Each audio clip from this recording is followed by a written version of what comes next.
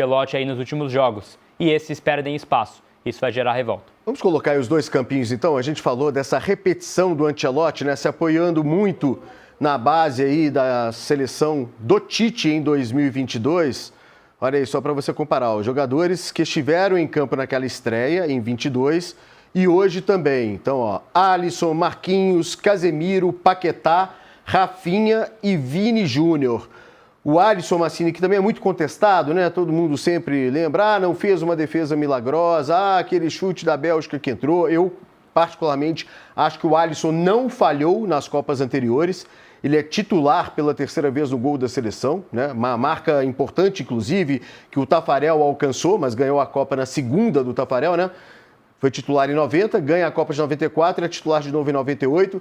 Gilmar, goleiro histórico de Santos e Corinthians, também bicampeão do mundo de 58 e 62 e vai para a terceira Copa também ali como titular. E o Alisson alcança essa marca. Eu não faço essa cobrança do Alisson em relação a não faz defesas milagrosas, porque acho também que não falhou nas Copas anteriores. Mas vem de um ciclo muito complicado de lesões, né? Muitas lesões, chegou a ficar 2 meses sem jogar, voltou na última rodada da Premier League. E hoje eu tive a sensação ali de que ele se precipitou na saída do gol. Ele saiu muito cedo do gol, com os zagueiros brasileiros na cobertura. Não foi uma falha só dele. Teve o erro do Paquetá, teve o meio-campo brasileiro que estava aberto ali, mesmo hoje tendo um jogador a mais, que era o próprio Paquetá, com uma bola enfiada entre os dois zagueiros. O Alisson falou sobre essa falha do sistema defensivo. Vamos ouvi-lo e na volta eu já passo para você, Mancini. Não tem tempo para lamentar e temos que pensar no próximo adversário. Alisson, você é um cara que é uma realidade do futebol europeu, ninguém fica tanto tempo na Europa fazendo sucesso. Mas o brasileiro espera que o Alisson seja milagreiro em todas as bolas. O lance do gol, a sua análise, você acha que você falhou no gol ou foi um lance normal? Todo mundo falhou, né, no gol, todo mundo falhou, a equipe falhou.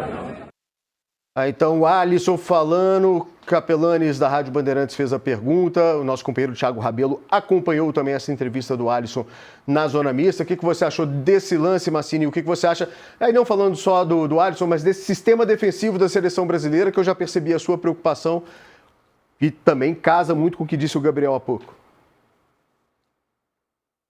Cara, assim, eu tenho goleiro, cara, ele precisa ter ritmo de jogo. E ele tá claramente sem ritmo, cara. Claramente tá sem ritmo.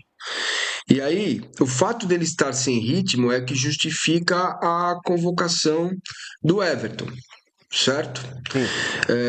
Porque se ele confiasse mesmo nos dois goleiros principais, ele teria levado um jovem, ou até o Hugo para pegar pênalti, enfim. Ele poderia ter feito essa opção. Então, claramente, ele está sem ritmo. Agora, o gol, sinceramente, não foi responsabilidade dele. Ele é um bom goleiro, é um ótimo goleiro. A qualidade técnica dele não me preocupa. Me preocupa é o ritmo. É isso, o goleiro precisa ter ritmo, precisa ter agilidade. Então, é isso mais que me preocupa. Agora, eu também, só fazer uma justiça aqui, o Carlo Ancelotti teve coragem quando colocou o Estevão titular, estava com o Rodrigo se machucou, o Estevão também. Então, ele não está contando com alguns jogadores que, né, ele trouxe jovens, né, principalmente o Estevão, mais jovem até que o Rodrigo, né, para a seleção brasileira. Teve esse acaso das contusões aí que afastaram alguns jogadores mais jovens que poderiam compor o grupo, né? Mas eu não, sinceramente, não entendo como que você deixa o Endrick para a quinta substituição e na hora de fazer a quinta não coloca o Endrick. Eu não entendo, juro para você. Preocupa esse gol de Marrocos pelo que ele sinaliza desse sistema defensivo brasileiro e o buraco no meio-campo da seleção brasileira que permitiu essa chegada de Marrocos com a enfiada de bola e também com o atacante adversário entre os dois zagueiros? Existiu uma falha grave no gol, né? Muito espaço para jogar, um falso 9 de Marrocos que infiltra bem entre a zaga, né? E o gol era uma consequência clara disso. Sobre o gol por si só do Alisson, acho que não teve uma falha direta dele nesse lance, mas ele não é aquele goleiro que vai fazer um grande milagre, né? Eu sou da opinião que o Alisson ele é um bom goleiro, mas ele não é um goleiro extra classe. Acho que o último goleiro extra classe da seleção brasileira, talvez o Dida em 2006, pode ser, porque o próprio Júlio César também, quando ele joga a Copa de 14, ele estava no Toronto, né? Ele estava por empréstimo do QPR, então ele já não era aquele excelente goleiro num nível excepcional da prateleira do futebol europeu. né? Então talvez o último goleiro extra-classe foi o Dida, de fato. O Alisson fez ali anos incríveis no Liverpool, mas eu nunca achei ele esse goleiro nota 10, sabe? Que tem esse pico de nota 10. E acho que expõe muita fragilidade dessa posição no futebol brasileiro e também no futebol entre os brasileiros europeu, né? Você tem ali um Ederson com falhas no Fenerbahçe. Você tem desde o Manchester City, né? Você tem um Bento que teve uma falha ali que poderia ter custado caro para o seu time lá na Arábia Saudita.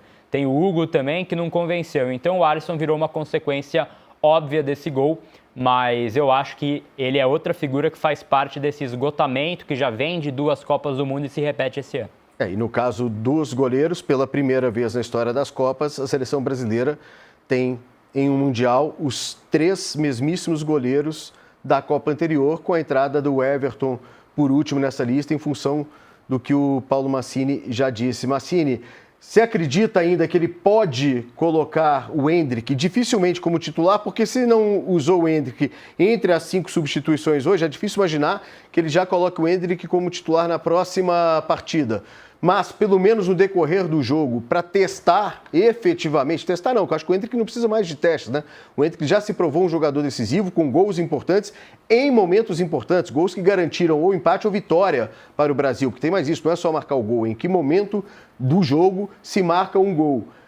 Você acredita nessa possibilidade ou pesa muito aquilo que se repete a respeito do Ancelotti, de uma fala dele, de uma crença dele, de que o Endrick é muito novo, 19 anos, então um jogador para a próxima Copa? Qual a sua avaliação? Meu Deus. Meu Deus, quando eu ouço isso eu fico ainda mais incomodado, né? Sim. Porque tem uma coisa, sabe, eu, disse Gabriel, amigos, que eu aprendi na vida. Quando a gente vê algo que acontece e a gente não entende aquilo que está acontecendo, o primeiro sinal é de desprezar aquilo. Não, isso aí não estou entendendo, ou ficar com raiva, né? Mas a nossa obrigação é tentar entender o que o treinador está pensando. E por todos os lados que eu penso, eu não consigo achar uma explicação. E ele não vai colocar o Endrick. Porque se ele colocar o Endrick, ele vai admitir que ele está totalmente errado, né? Então, a não ser que ele tenha um bafo ali de humildade, que algum auxiliar fale com ele, que o Tafarel fale com ele, talvez se o Casemiro permitir que o Endrick jogue, né? Quem sabe ele coloca o Endrick desde o início, porque depois vai ficar essa peste em cima do jogador e tá lá num jogo eliminatório, falta 12 minutos, você coloca o Endrick e ele não faz o gol, a culpa vai ser minha. Ah, massa, tá vendo? Botou o moleque lá e não resolveu nada. Claro que não resolveu nada. Óbvio.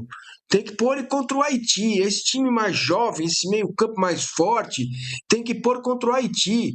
Deixar os caras mais experientes no banco de reservas, entregando o Gatorade. Sabe? Os caras da resenha do samba, beleza, não dá mais para mudar a convocação? Ok. Mas o Ederson na lateral direita, Danilo, Bruno Guimarães, Paquetá no meio, pelo menos tem saúde. Sabe? Luiz Henrique capaz de entortar um jogador do Haiti.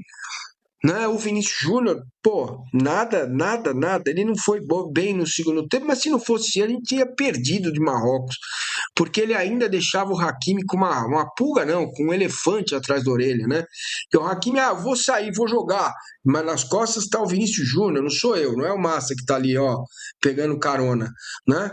Dá uma carona aí, não, era o Vinícius Júnior. Então tem esse lado também, é importante você ter jogadores que decidem, jogadores decisivos, cara.